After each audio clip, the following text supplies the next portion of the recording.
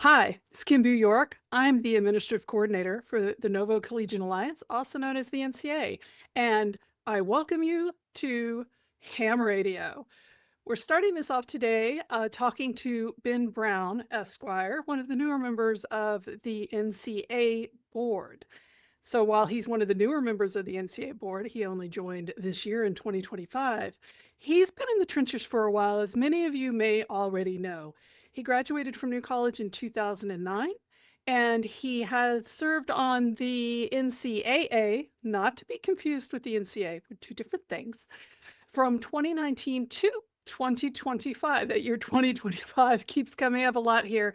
And I thought we'd start off with a little bit of introduction because I know many people are asking, especially people who know you, have watched you in action over the years, Ben, why did you transition from NCAA to Novo Collegian Alliance, which is an independent, unaffiliated organization?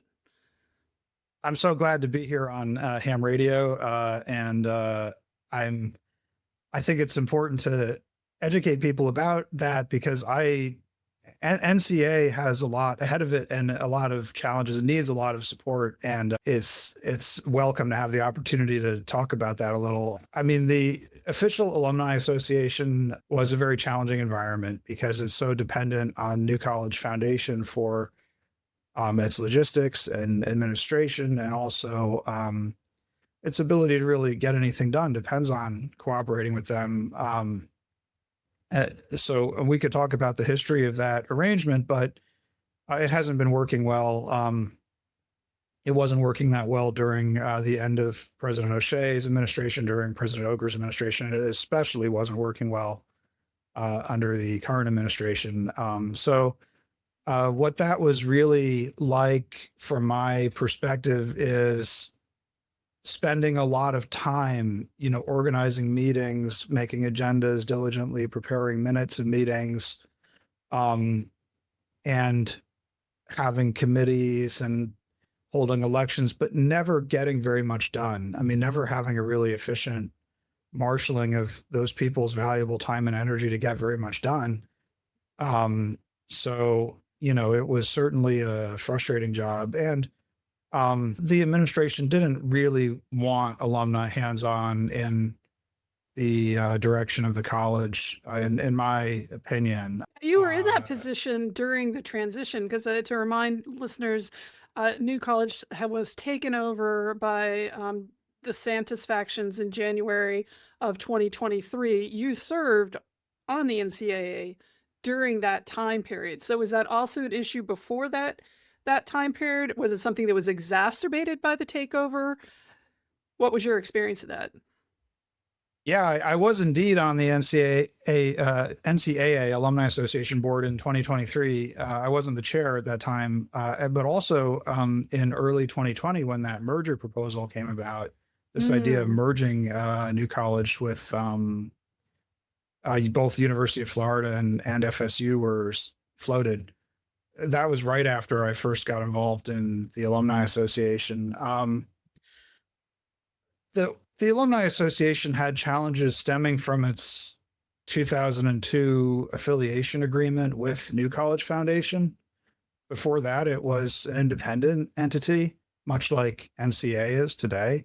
The truth about the record of the Alumni Association is that as an independent entity, it accomplished more and it got more done.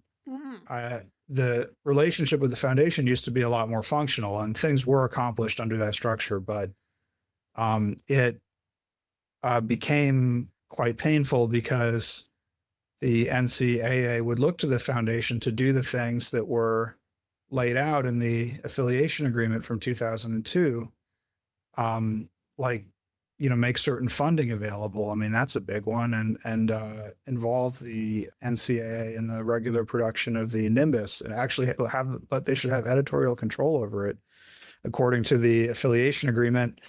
There was just this kind of continual frustration where people on the NCA would complain and pass resolutions about how that agreement wasn't functioning, but it wouldn't ever be fixed. And there seemed no way to break the impasse. And that continued the whole time that I was on the NCAA board, and was even more, during the Corcoran administration. In some ways, it's complicated. It's an There was a understatement. little bit less red. There was a little bit less red tape in some ways, at least in terms of holding meetings and formally passing resolutions and things like that. Mhm. But um, they did not. Really want to run a college that alumni would be happy with. I guess is the way to I don't the think you'll way to find a lot say of it. disagreement on that, honestly. So, yeah. And you ended up leaving the Yeah, NCAA with yeah, quite a bang. yeah. I take responsibility for that. I think if I could critique the new college administration during that time, the communication. I mean, they really I felt had a duty to communicate with the alumni body. If you want to get them involved, if you want to increase that alumni giving rate, if you want to have alumni donate, even to you know, narrow kind of mutually agreeable purposes like the student research and travel grants program, then you would need to communicate with them, give them something, have some kind of exchange, some kind of commitments to them. And uh, the administration, I couldn't really get them to do that, to offer, to hold a town hall or a regular talk with the president of the college that really worked well, where their questions were really considered, or to um, make, clear assurances. I mean, they did make some clear assurances regarding the student research and travel grants program, but then people said, how can we trust you? How can we be sure, given these other problems that you haven't resolved with the foundation? And that turned into an impasse. Once trust is broken, like, yeah, what are you going to do? Like, you can convince people that that's going to be handled well when it hasn't been handled well up to that point. It's a hard one. And it turned out the people who felt low trust were completely right in their assessment. It turns out, I personally believe there's a lot of merit to their concerns um, that the foundation doesn't have adequate oversight, that there might be real problems inside of it. I don't personally feel confident in it, so I can't sell it to others. Mhm. You quit. That was a big step for you, but then you turn around and you ran for the NCA board. After dealing with all those sort of kind of frustrations, you're back in the game. And what inspired that change? What inspired you to do that? I wanted to raise an alarm because the condition of the college was so bad. Like as an operation, it's really not cohering or working. So Mm. on the morning when I resigned, I was in offices of state legislators in Tallahassee that same day with a ad hoc, informal group of alumni who went and had gotten meetings and said, "We're new college alumni. We want to meet with you." And starting to tell the legislators in Tallahassee how bad things really were at New College in terms of financial and operational management. So that I think because the time is so dynamic, because New College is in an existential crisis, that there really needs to be an organization like NCA because the alumni need to have some kind of voice and some kind of facility to talk to one another so they can at least kind of reach mutual understandings and strategize. Because, the events are going to be really interesting. We're subject to that curse. May you live in interesting times. That this Yeah, I'd it's really love to live during yeah, boring times. Please, I'd like to be a little yeah. bored, just a little. You can't get a college education if the times aren't boring. College is supposed to be this time when you remove yourself from the hubbub of the world and you live a somewhat monastic life, like really getting deep into books and the repository of human knowledge. And you can't do that in this kind of environment. Mm, not at But all. well, I wanted to say there was an article in Inside Higher Ed yesterday morning, and in the email subject line in Inside Higher Ed's newsletter where they sent out this article, they use the word implosion. Is New College at risk at implosion? This Mm. is on the front page of, I don't think that exact line, but the article itself, which makes the same point, was on the front page of Inside Higher Ed Yeah. yesterday. The other concrete example I want to give, at the Board of Governors meeting last month that was held at New College, Richard Corcoran explicitly spoke about New College closing. He It's really weird that he brought up that possibility. He brought it up as if it's something that should never happen. He wasn't saying, "Oh, we're at risk of closing." He's saying, if this college can't succeed at X, Y, and Z, then it should close. Like Yeah, that kind he of spoke it into braggadocio. being, and that's a little Right. nerve-wracking, I'll be honest with you. Like, that's, when you told me that, because we talk, obviously, we talk a lot outside of this arena, but, when I was first told of that, I was just like, "Oh, that's kind of a switch up in, messaging for them," and there's no way to speculate what it means, of course, at this time, but as you said, there's so many variables at play right now that it's rough for the community, not much less the students. Yeah. NCA was formed to support the community there in Sarasota and everyone else who's kind of tied in with the college. So Mhm. students, faculty, alumni who are affected by the state of the physical campus because they live right there um, in Sarasota next to it in many cases. And this is going to be a really dynamic path because, I mean, apart from those two examples, I mean, I get kind of other little bits of information through the grapevine, and it really is the case that there are discussions about closure. Excuse me. And at least as far as I can tell, it really is the case that there are discussions about closure and um, that real estate developers are kind of not even because there was some kind of evil scheme from day one. I don't have evidence that there was. Although some alumni speculate that, but just because of the circumstances, the real estate developers are starting to say, well, what is going to happen to all this land when Right? the college kind of fails or It's closes or all up falls for apart? grabs, but, it's like the grabby hands are gonna grab if that's the Right. case, That's just what they do. That's just what they do, right? It's Yeah. not like there was some necessarily some kind of complicated scheme from day one. I mean, I don't have much evidence of that, but Well, I the would like to evidence that mention to our they're starting to listeners take, yeah. I would like to mention to our listeners, that we're recording this on October 2nd. The article that he's talking about came out on October 1st.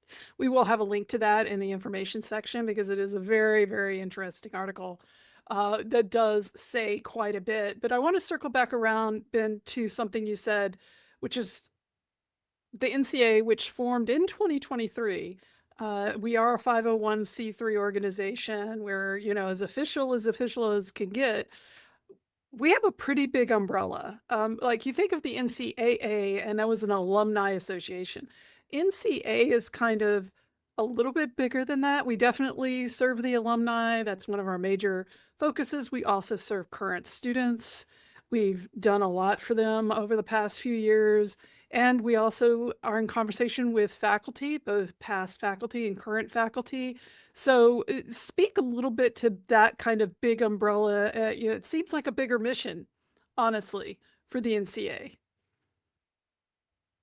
Yeah, I think what's important to emphasize is despite the NCA's past accomplishments, and they have been very material, like holding, I think, three alt grads, Yeah, three alt yeah, grads. at this point, three alt grads and alt reunions, and a lot of policy work. They provided some of the analysis that we used when we went to Tallahassee in the spring. That the organization is, if you look under the hood, it's still kind of a scrappy organization. There's not like a huge amount of money in the coffers. There's not, and I mean, if as a community, if we're going to get through this upcoming time with cohesion and support for one another, we need to really start taking ownership of this organization and giving it some love because the people involved, including me, are tired.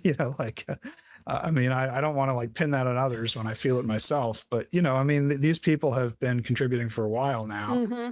and Yes. like this is the NCA. It doesn't engage in partisan activity. There's a limit to the lobbying it can do because of its nonprofit status, but nonprofits are allowed to do some policy analysis and public comment and lobbying within the rules, and NCA does. And we could have some influence on the direction of things. I mean, because it's very chaotic. People don't know what to do. The public officials are looking for some kind of solution. So, in addition to kind of the community cohesion thing and supporting one another, we can actually, have a voice. At least our perspective could be recorded in the record and considered instead of just not even existing. But to do that, I think NCA is the best vehicle for that currently. I agree with you because, well, I mean, there's the factor there's not many other organizations that are available to do it.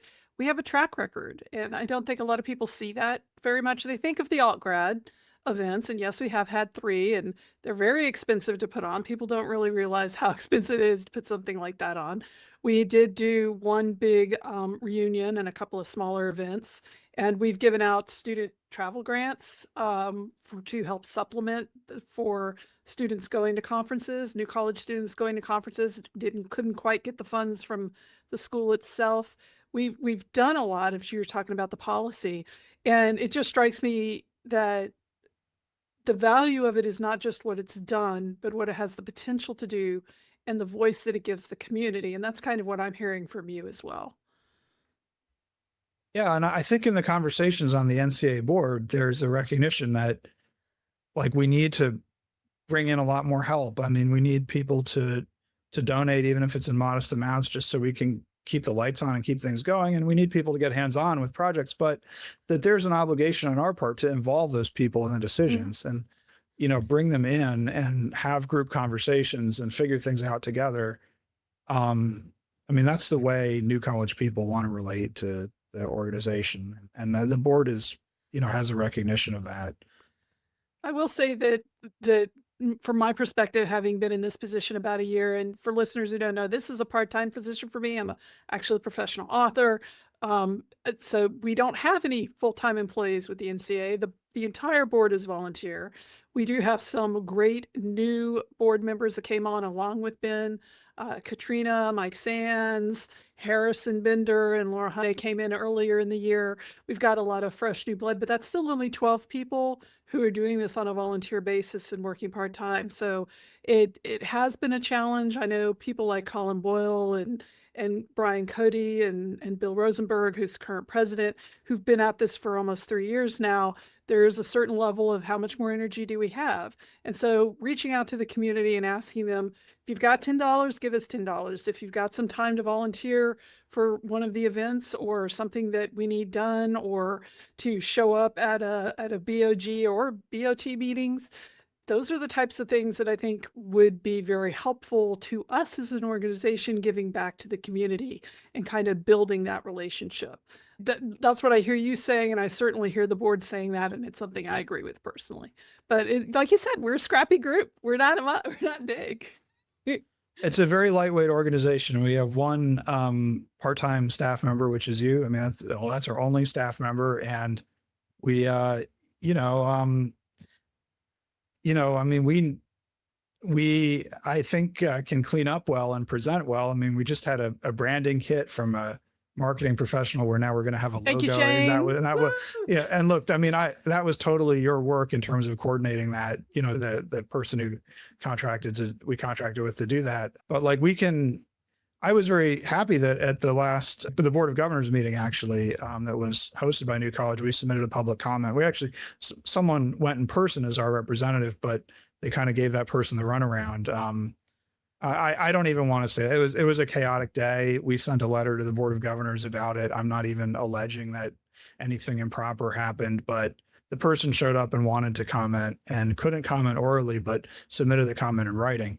And that's, we can show up like, an organized group with letterhead and nice representatives and, and we'd like the community to make use of that. Well, there's a lot to be doing. There's a lot to be done, a lot to be doing, a lot to be done. Yeah, no. And let's say like some Board of Governors meeting is held in Miami or Jacksonville or these places where they're sometimes held, right? Like we don't have like like a lobbyist in a suit that we can pay the airfare for to travel to that Board of Governors meeting to make a public comment so the perspective of New College alumni community gets expressed. So we need an alum who lives in that city, who we're in touch with, who, has a relationship with us, who cares about NCA, who is involved in its decision making and not just treated as a pawn, right? Like we need those kinds of relationships so that that person can show up and make the public comment on behalf of the community.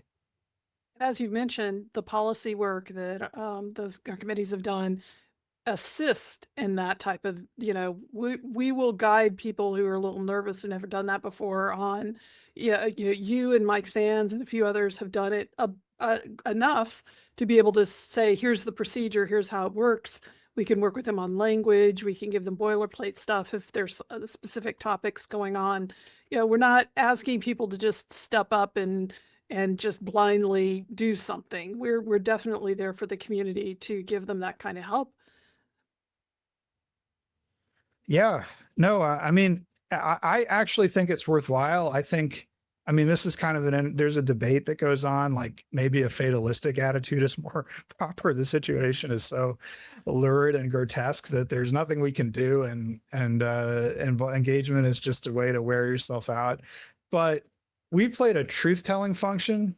I mean, we're exposing how there's just this ransacking going on of public universities in Florida. We now see it happening at UWF too, where Manny Diaz is the new president, and he's kind of a political appointee and has now secured $1 million to renovate the presidential office, which is reminiscent of what's going on here with huge amount of money just being spent on landscaping and, cosmetic renovations and, decking out the top half of College Hall is basically a clubhouse. And that's not even that doesn't even scratch the surface of kind of all the questionable contracts and spending. I guess I realize I'm going on and on about this, but there is value in disclosing that in public context, like a meeting with legislators or Board of Governors meeting or an op-ed in a newspaper. And there's a lot there. I think that's one of the things, kind of I was talking about, there's a big umbrella. We're serving a lot of constituencies and there's politics are happening all around us and things are changing so much. I was joking with one of the other board members recently, the floor is lava. Like we're always we're being, thrown off balance and having to find a way to get back on balance. And I know that's a challenge. One of the things that Ben and I, for talking about ham radio and our goals and what we want to do with this, is to explain some of these current issues and to talk about the role NCA has. We're going to talk about what is the foundation, what was the relationship of it in the history of New College, and why does that affect politics up to today? These types of things haven't been talked about too much. We also want to talk about, the redecorating, the re-landscaping. Where is that money coming from, and why is it going to palm trees? So there's a lot out there that's happening every week. It's just so much all the time. And we felt that, as Ben and I talked about it, we wanted to find a way to bring it a little bit more forward, make it more easily accessible for people in the community to have a more immediate understanding of what's going on. So that's what we're doing with this project right now. Ben, do you have any final closing comments before we wrap this particular episode up and move on? Because I know we could keep talking for another 2 hours. We were talking about before we started the recording. We were like, how long is this going to go? Like we could keep going. The NCA board is currently discussing like how to have relationships with alumni, and we value and want to include everyone. And but we need people to step up. And one thing we're working on is like categories of, you see all sorts of nonprofits do this, and we want it to be a little more meaningful than typically it is, but like to support NCA with some kind of regular donation. We haven't figured out exactly how that would work, if it be yearly or quarterly. And it's not a lot of money, right? It's just enough to say, okay, I care. I care enough to put in perhaps $100 a year, and um, I'm in it for the long haul with you guys, and we want to treat anyone who's interested, and especially those people who, in one way or another, through donation of time or labor or money, really care to get them involved, and to bring them into meetings, and I mean, really have a relationship, because I believe in the organization, what it can do, but it's going to be what we make of it. It's good, it's not just, there isn't that much of a machine that'll just keep rolling on its own. Yeah, we're not Netflix or something. Like we've got a lot of work to do ourselves, both as an organization, as a community. And I'm really proud of being a part of the NCA. And I was so thrilled when you ran for the board and won your place with it, Ben, because it has been an absolute pleasure to work with you through all of this. And I'm really excited about this idea. Hopefully it's something that we can continue with. And it was Ben's idea from the start. So awesome. I don't know. But I don't know if that's true. I mean, there were conversations from our treasurer, Colin Boyle, about, like, we have to, yeah, Colin. you know, Yeah, we'll get him on here. We'll get him on here. yeah, We will. yeah. No, that's a long suffering man. I mean, that's a man who's contributed a lot of work in a really Oh, humble way, and yes. has not been shown the love and appreciation he deserves. Yeah, Yeah. we have a few hidden angels like that on the board where people just may know who they are, but just don't realize the amount of work that they've put in. So we'll be happy to put some highlights on, not just for the individual's sake, but for the organization as well, because it's like they really need some recognition for the work that they've done. And that's true for you as well, Ben. Like I said, it's been an honor working with you so far. And I- and I'm excited about ham radio. So Yeah, me so too. Yeah. I just like ham and, like, radios and stuff so much. So I think it's gonna be great. oh yeah, It's gonna be that's great. that's something to Yeah. great. So we're going to wrap this one up today. Like I said, listeners, please stay tuned because there are some really big topics and subjects we do plan to do some deep dives on. We plan to talk to a few more board members. We plan to bring in some more information about what's going on politically. So we thank you for joining us today. We'll have links in the description for some of the things we've talked about, including that higher ed article. And please leave a comment, give us a suggestion of things you would like to hear us talk about, questions that you may have for the board themselves. We'd love to hear it. So thank you so much for joining us.